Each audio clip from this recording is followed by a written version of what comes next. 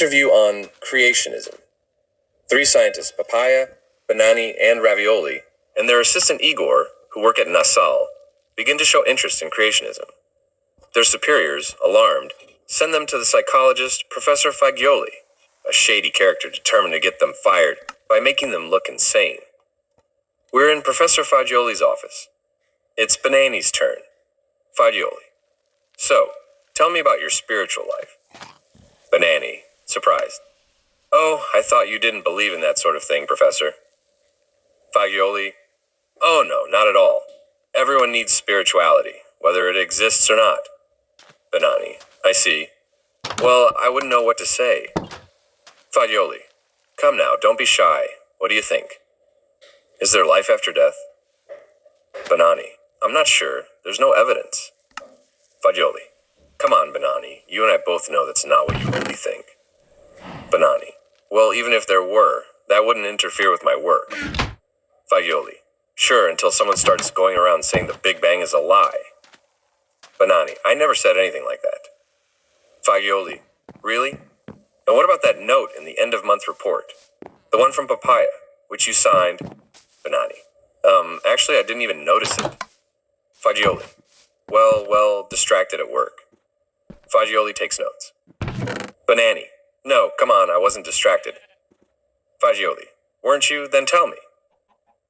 Fagioli rummages through a drawer and pulls out a sheet with some photos. Fagioli. What were you doing here? He shows the paper to Banani. Banani. But how is that possible? Fagioli. The security cameras caught you on tape. Banani. I didn't know that. Fagioli. Oh yes, all employees are monitored. Where do you think you are? Security is everything here. Banani. But how did you get those? Fagioli. Let's just say, you're not the only ones who need my help to keep your job. Banani. Freddy, the security guard? You mean he also? Fagioli. That's classified, dear Banani. Igor. Oh, let me get this straight, Fagioli.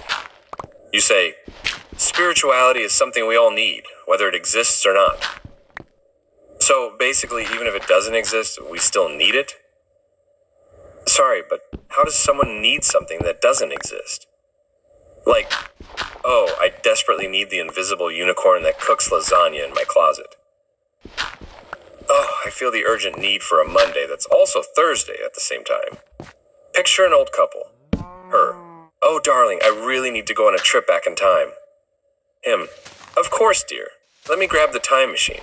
Oh, wait. Almost forgot. It doesn't exist. And then there's Fagioli. Spirituality? I need it even if it doesn't exist. How funny. Savedblog.com. Banani caught red-handed. In Fagioli's office, the session with Banani continues. Fagioli. So tell me, what are those magazines? Banani. Nothing, just some DIY magazines. Fagioli. More like do-it-yourself theology, huh? With a theatrical gesture, Fagioli slams a few magazines on the desk, right in front of Banani's stunned face. Fagioli, by any chance, are these the ones? Banani is speechless as he stares at the magazines he's been reading on creationism. Banani, these, they're not mine. Fagioli, then whose are they? And what were they doing in your drawer? Banani, okay, but even if I did read them. Fagioli, that wouldn't be a problem, but you didn't just read them, did you, Banani? Banani, what are you suggesting? Fagioli clicks the mouse. An audio file begins to play. Flashback nasal corridor, coffee machine area. Banani and Panzerotti are leaning against the vending machine. The machine hums in the background as a hidden mic captures the conversation. Banani, whispering nervous. I'm just saying, the data from Hubble last week, it's weird. The most distant galaxies, they look too formed. Doesn't match the Big Bang. Panzerotti, what are you saying? That's serious stuff, Banani. Banani, glancing around. I know, but don't tell anyone. I found a couple of articles that, well, talk about a different origin of the universe. Panzerotti. Like Banani, softly. Like the universe being created by God. Silence. The coffee finishes pouring. Panzerotti. You're joking, right? Banani. No, I'm just saying, what if the Bible's right? Even just a little. I mean, we can't keep ignoring certain inconsistencies. Panzerotti. Look, I go to church every Sunday, but that's where it ends. Management made it very clear. Faith stays at home when we come to work. Banani. It's not just about faith, there's evidence too. It's right in front of us, every day.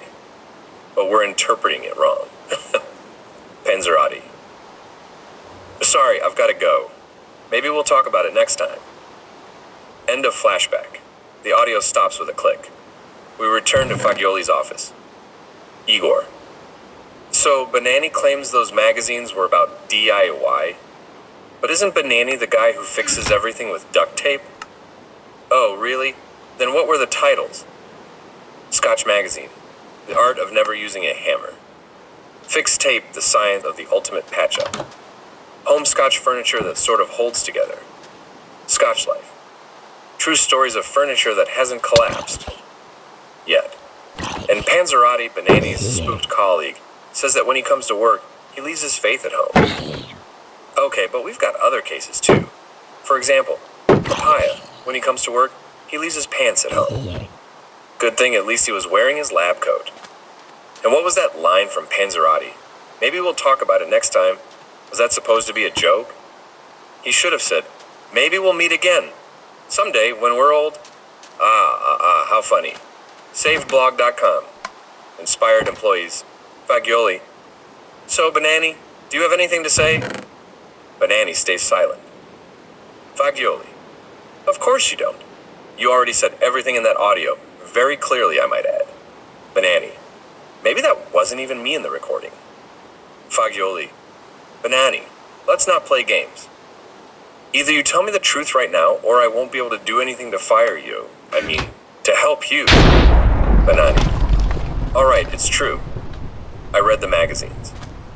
I talked to Panzerotti. I even wrote a draft article for Science Creation. But it was just to see how it would turn out. I never meant to publish it. Fagioli, grinning smugly. There it is, finally. Welcome to the list of employees. Divinely inspired. Fagioli slowly turns toward a drawer. He opens it with theatrical flair and pulls out Tony the Sock. Tony. Hey, Banani, what a surprise. Forget science. It's church in disguise. You've lost your mind, you've gone astray. Now heaven's sending your job away. Banani stares, horrified and confused. Banani, barely whispering. Did he really bring Tony out again? Fagioli, smiling coldly. Tony sees into souls, Banani. And today yours is highly questionable. Tony the Sock, sing-song. Goodbye, Banani. Dreams and stars, go hang with goblins and haunted memoirs. How funny. SavedBlog.com. Igor responds to Tony. Igor, this list of inspired employees, Fagioli? Let me guess, it only has 4 names on it, right? And then Tony, in full poetic mode, invents the term questionable soul. I mean, what's that even supposed to mean, literally? Let's break it down. A theory can be questionable, but a soul? And what would the debate be? Does Banani have a soul or not?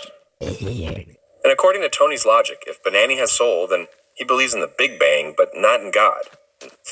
But if he doesn't have a soul, then he does believe in God, but not in the Big Bang. You know what, Tony? The only thing that's truly questionable here is your own sentence. Or better yet, your entire existence. You're a sock. A used sock? Fagioli's puppet, worn for a week straight. And by the way, props for the little poem. But could we talk about that last line? Okay, sure, Banani goes off with fairies. Your fantasy world, got it. But restless skeletons? What are they, new enemies in a video game? What's their attack? Do they cry so much you can't stand it anymore? Oh, wait, right. Skeletons don't have eyes or tear glands. Skeletons can't cry. But maybe a restless skeleton is just anxious. You know, like those people who keep tapping your shoulder every 10 seconds to say something. Then again, no, skeletons don't do anything. They just sit there. Unless someone ties them up with string and makes them into puppets. Which, let's face it, sounds exactly like one of Fagioli's hobbies, right next to gardening, talking socks, and dried chickpeas. How funny. SavedBlog.com. Banani ends the session. Back in Fagioli's office. Fagioli. Well, Banani, I'd say that's enough for today. The truth, no matter how shocking, is always appreciated sometimes. I'll let you know, in due time. Banani. Will I still be able to work at Nasal? Fagioli. We'll see. Let's just say your future is in the hands of destiny. Banani. Ah, destiny. Fagioli. Yes, and also a little bit in my hands. But minor detail. Fagioli makes a grand hand gesture like a conductor wrapping up a symphony. Banani takes the hint, stands slowly, and walks toward the door with an uncertain step. Banani, murmuring, "Thank you, Professor, for your understanding." Fagioli, without looking up, yes, go now, and try not to read those magazines again, all right? Banani. All right. The door opens, Banani walks out. The door shuts with a sharp clack. From behind the door, Fagioli can be heard playing once again with Tony the Sock. Tony. Bye, sucker. Aha, so long, and happy unemployment. Haha. Igor. So, after admitting he doesn't believe in the Big Bang, on tape no less, Banani still asks, will I still work at Nasal? Of course, Banani. They'll even promote you. Who knows, maybe you'll be made president. Surely the investors are thrilled about this sudden U-turn. Banani asks if he can still work at Nasal. No, Banani, I really don't think so. Your future in the hands of destiny? What, like flipping a coin? Heads, Banani stays, tails, Banani's fired? Yeah, but only if the coin is rigged with two tails. Your future partly in Fagioli's hands? Which hand? The one with the sock or the one without?